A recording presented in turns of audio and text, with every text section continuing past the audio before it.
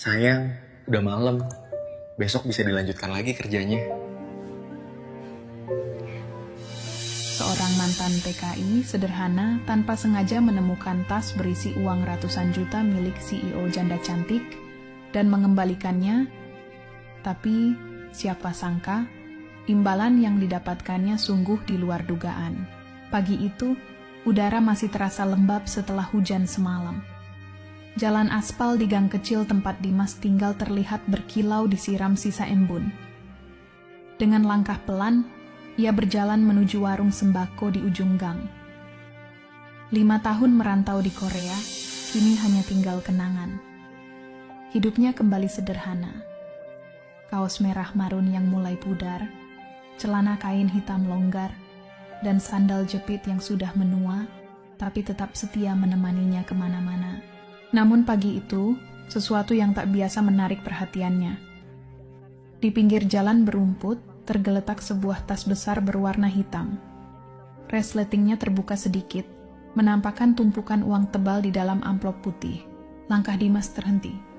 Ia menatap benda itu lama, napasnya tercekat. Dengan tangan gemetar, ia menarik tas itu menjauh dari jalan. Ya ampun, ini uang beneran? Bisiknya lirih. Isi tas itu bisa saja mencapai ratusan juta. Cukup untuk membeli motor baru, bahkan rumah kecil yang selalu ia impikan. Tapi di dalam dadanya, dua suara saling bertentangan. Antara kesempatan dan kejujuran. Ia menelan ludah, duduk di tepi jalan sambil memandangi tas itu lama. Pikiran-pikiran buruk sempat datang, tapi secepat itu juga lenyap. Dimas teringat wajah ibunya. "Uang haram itu nggak pernah bawa berkah, Dim," kata almarhum ibunya dulu. Dengan napas panjang, ia memutuskan mencari petunjuk pemiliknya. Di antara tumpukan amplop, ia menemukan sebuah kartu nama, Bella Anggraini, CEO PT Mariana Group. Nama itu terdengar asing, tapi alamat di bawahnya jelas tertulis. Kompleks perumahan elit, sekitar 1 jam dari situ. Tanpa pikir panjang, Dimas menutup rapat tas itu dan menggendongnya seperti membawa bayi. Semoga ini jalan rezeki yang benar, gumamnya pelan.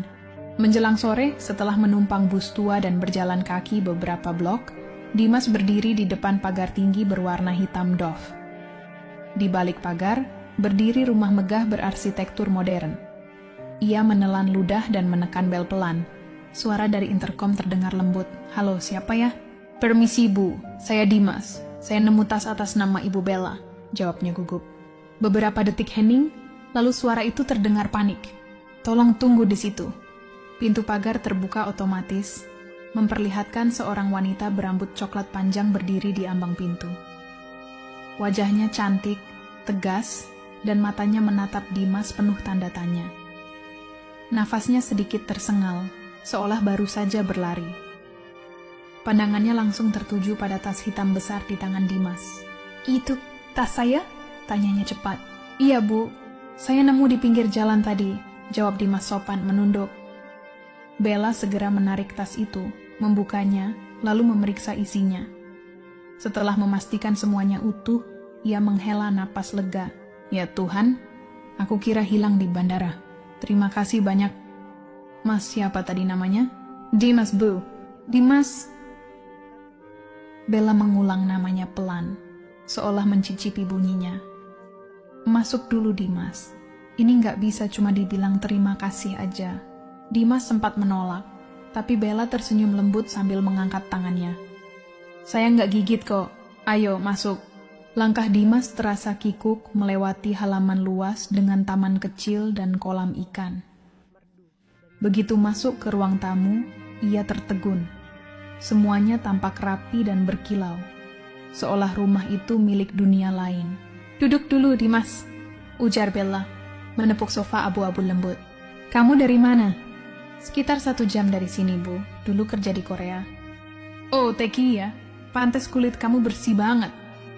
Bella tersenyum kecil, senyumnya lembut tapi punya daya yang sulit dihindari. "Ah, cuma kerja biasa, Bu." Bella menatapnya lama.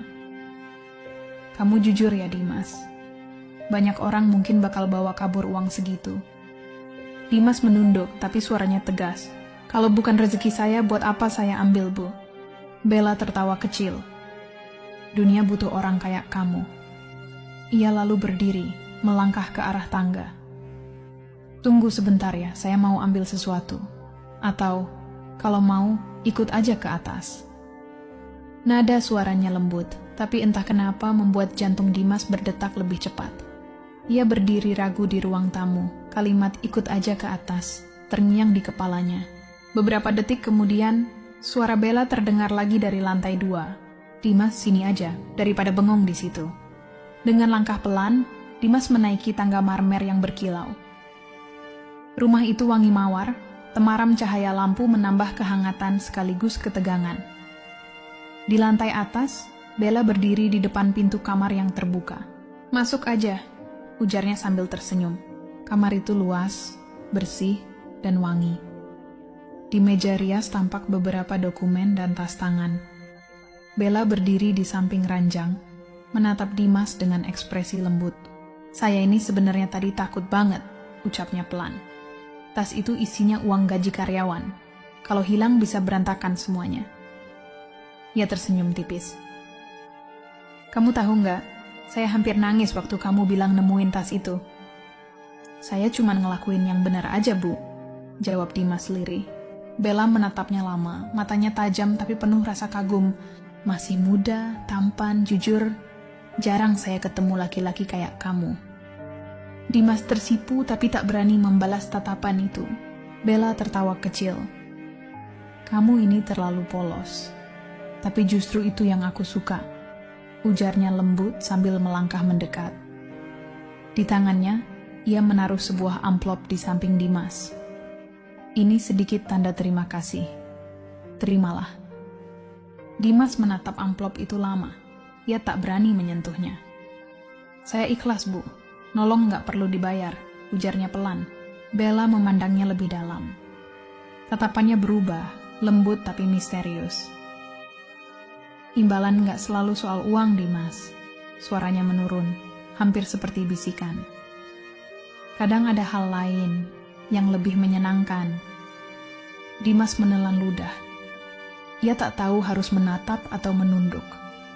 Suasana kamar yang tadinya tenang mendadak terasa hangat, sepi, tapi juga aneh. Bella masih memandangnya, sementara Dimas menunduk, bingung dan tak tahu harus berbuat apa. Amplop di atas ranjang tetap tak tersentuh. Bella menghela napas panjang, lalu duduk di tepi ranjang.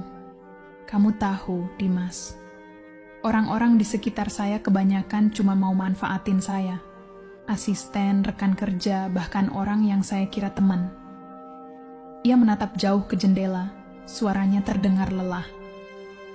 Makanya waktu kamu datang cuma buat balikin tas, saya agak kaget.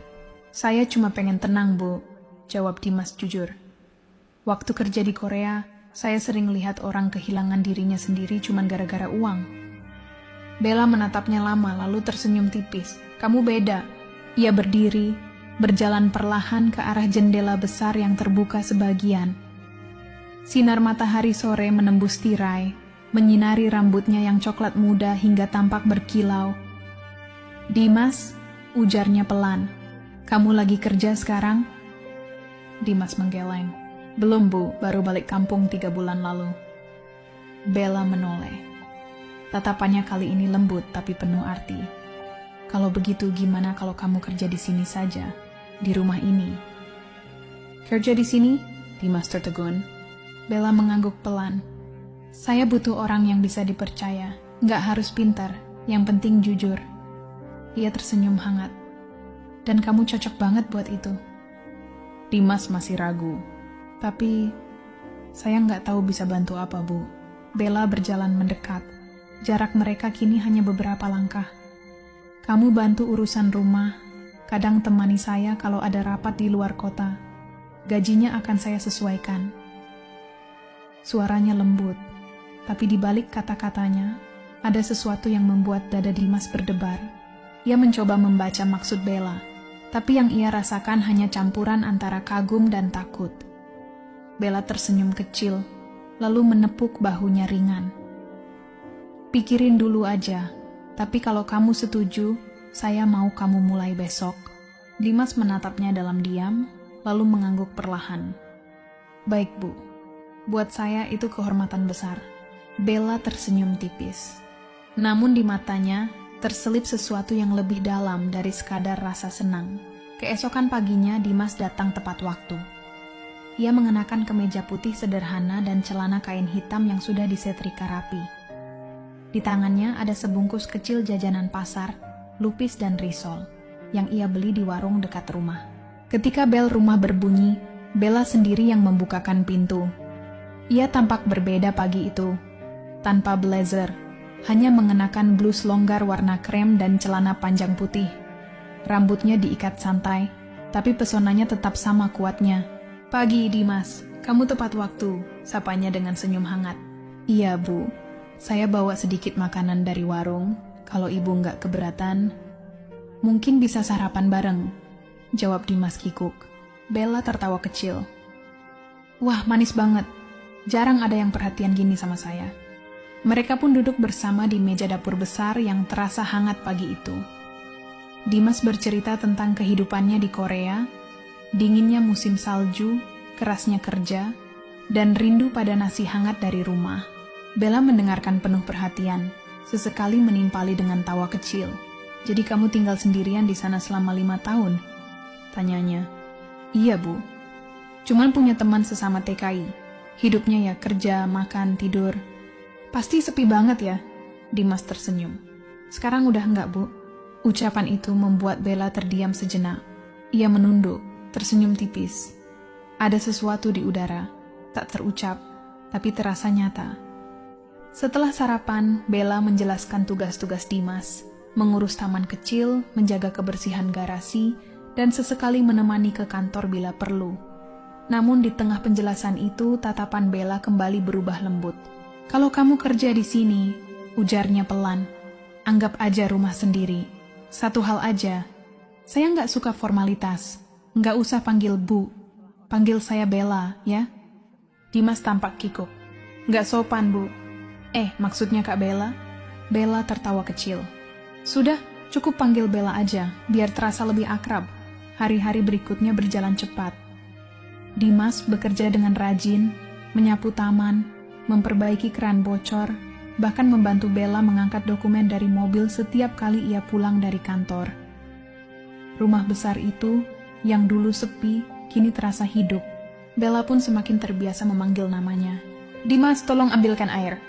"Dimas, temani saya ke toko bunga ya." Kadang suaranya lembut, kadang setengah menggoda. Tapi setiap kali Dimas menatapnya, Bella pura-pura tak sadar bahwa pipinya memerah. Di antara mereka, perlahan tumbuh sesuatu, hangat, samar, tapi nyata, seperti benih kecil yang diam-diam mencari cahaya di antara kesunyian rumah besar itu. Sore itu, langit di atas halaman belakang rumah Bella berwarna jingga keemasan. Ia duduk di teras, diam, hanya ditemani angin yang berhembus lembut dan suara burung yang kembali ke sarang. Dari arah dalam rumah, Dimas datang membawa secangkir teh hangat. "Ini Bella," ucapnya hati-hati.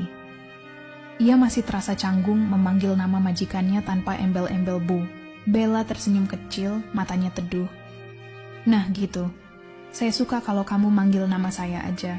Ia menyeruput teh itu perlahan, lalu menatap Dimas dengan rasa ingin tahu yang jelas. "Dimas, kamu belum punya pacar?" Dimas tersenyum malu. "Belum. Dulu waktu di Korea, mana sempat mikirin begituan." Bella tertawa pelan. "Kalau sekarang?" "Sekarang?" Dimas terdiam sejenak. "Entahlah, kayaknya belum waktunya juga." Bella menatapnya lama, lalu berkata pelan.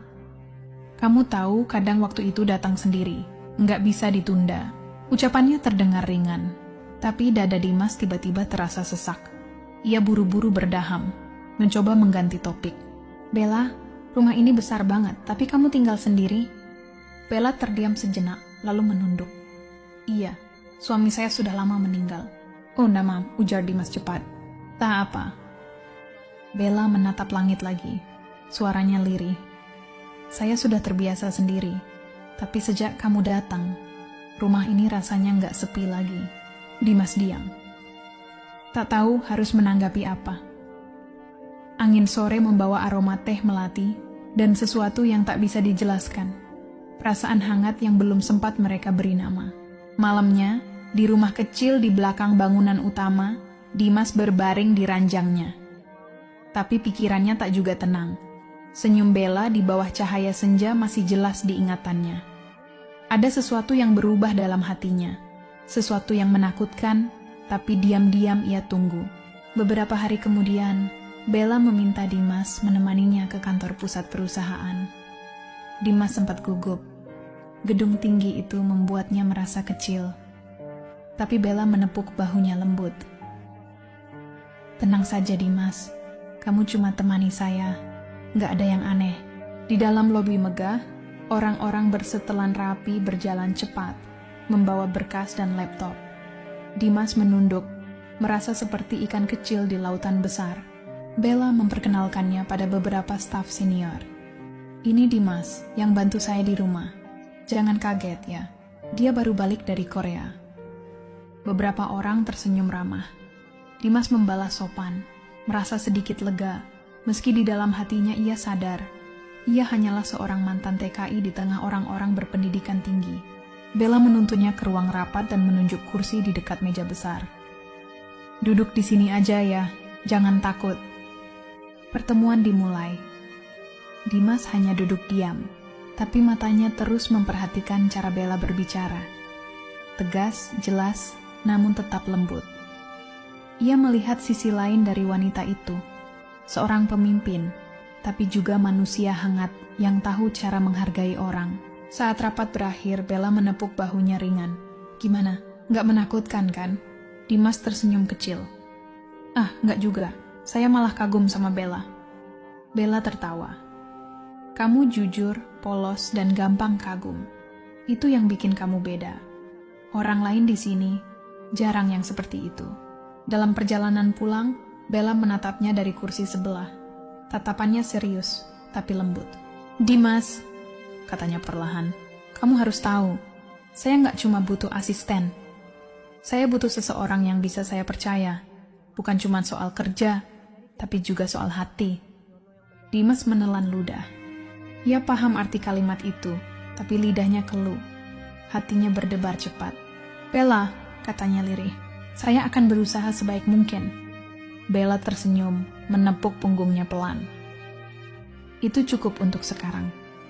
Tapi percayalah Dimas, kita akan banyak belajar dari satu sama lain." Malam itu, setelah hari yang panjang, Dimas berjalan pelan menuju rumah kecilnya di belakang. Jalan setapak terasa sepi, hanya suara jangkrik dan desiran angin di taman. Ia menaruh tasnya di lantai dan menghela napas panjang. Dari jendela rumah utama, ia melihat cahaya hangat dari ruang tamu. Bella masih bekerja di depan laptopnya. Cahaya lampu meja memantul di wajahnya yang tenang tapi lelah. Bella panggil Dimas perlahan dari ambang pintu. "Saya mau istirahat dulu. Besok pagi saya siap bantu lagi." Bella menoleh, matanya lembut. "Sebentar Dimas, duduk dulu di sini." Ia menepuk kursi di sampingnya. Dimas ragu, tapi ia duduk. Suasana mendadak terasa berbeda. Tidak lagi antara majikan dan pekerja, tapi seperti dua jiwa yang mulai menemukan kenyamanan satu sama lain. Bella menutup laptopnya, lalu menatap Dimas dalam. "Kamu tahu, sejak kamu datang rumah ini nggak sepi lagi. Kadang saya bisa ketawa karena hal-hal kecil, dan itu rasanya nyaman." Dimas menunduk, dadanya terasa hangat.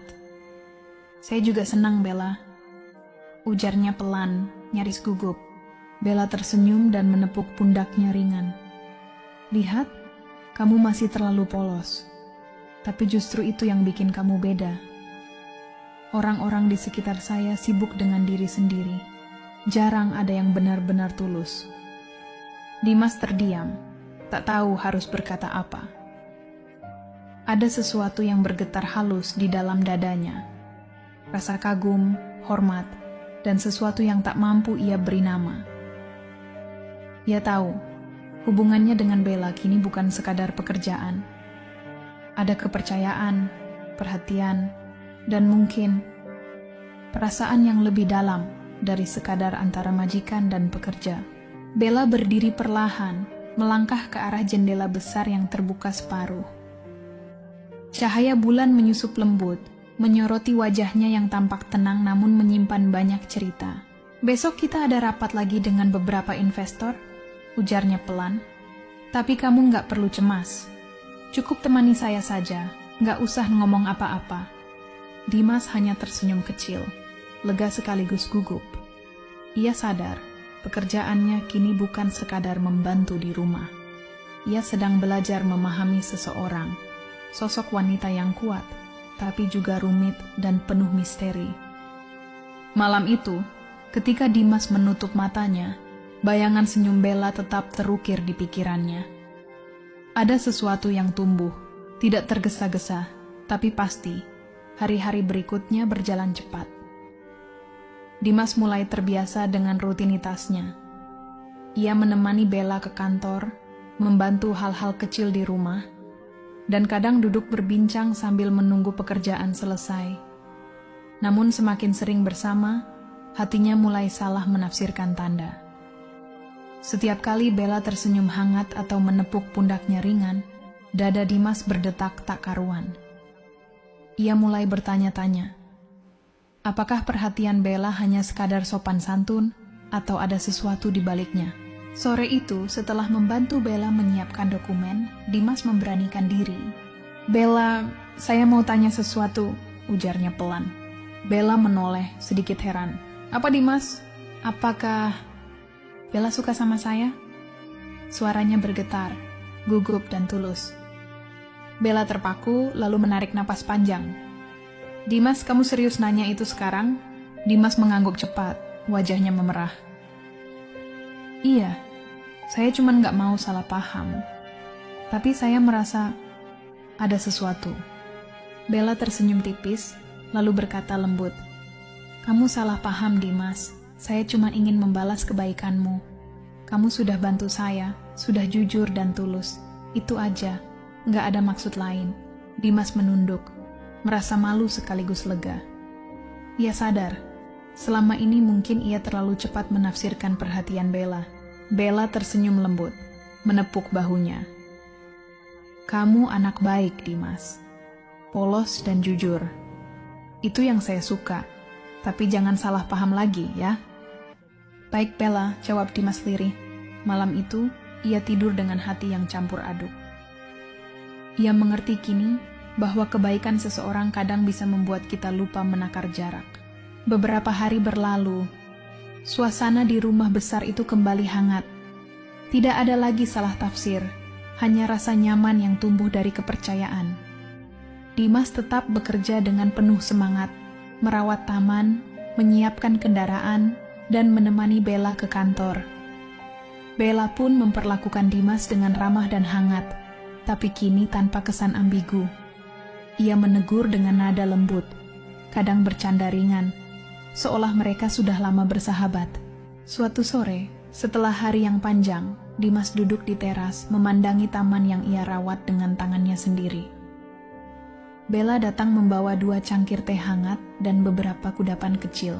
"Dimas, sini duduk bareng saya," katanya santai. Dimas tersenyum, lalu duduk di sampingnya. Mereka menikmati senja yang perlahan turun, tanpa kata-kata yang canggung. Hanya keheningan yang terasa nyaman. Bella menyeruput teh, lalu berkata pelan, "Kamu tahu, Dimas, saya senang kamu di sini. Rumah ini dulu terasa kosong, tapi sejak kamu datang rasanya hidup lagi." Dimas menatapnya, lalu tersenyum hangat. "Saya juga senang, Bella. Rasanya tenang, nyaman, seperti punya keluarga." Bella tertawa kecil, matanya menatap langit yang berubah jingga. Suara tawa mereka menyatu dengan gemericik air kolam dan semilir angin sore. Tidak ada lagi ketegangan, tidak ada salah paham. Yang tersisa hanyalah 2 hati yang belajar saling menghargai. Bukan karena cinta yang terburu-buru, tapi karena kebaikan dan ketulusan yang perlahan tumbuh menjadi kehangatan sejati.